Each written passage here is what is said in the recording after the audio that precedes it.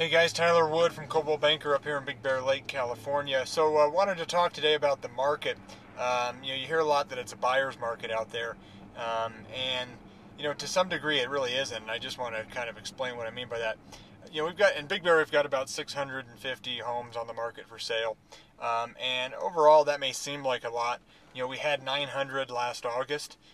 We've had upwards of 1,500, 10, 15 years ago. We had as many as 300 back in 2003, 2004. So 650, it may seem like a lot, but when you really look into it, how many of those properties are actually sellable, meaning how many are actually good properties that are priced correctly, that are even anywhere near what they're worth, that are not short sales, that can have a hard time selling? How many of those are actually sellable?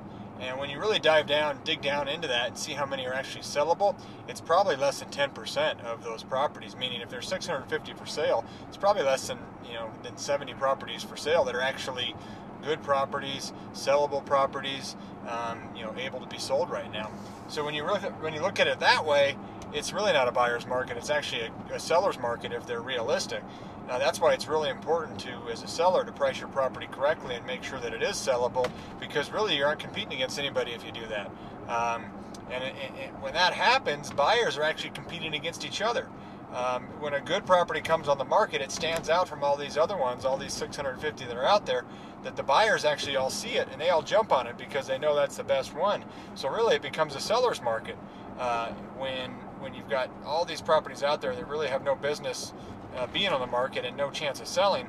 The ones that do have a chance of selling that are good are going to get jumped on really quickly. So it almost becomes like it's a seller's market in that situation. So just a kind of a switch on things, a different way to look at it. There's quite a few properties on the market right now, but how many are actually really good? How many are actually sellable? Very few. So it's not really a buyer's market when you don't have a lot of great options to choose from, at least in my opinion. So just my thoughts on it. Let me know what you think. It's Tyler at thetimwoodgroup.com, and thanks for listening.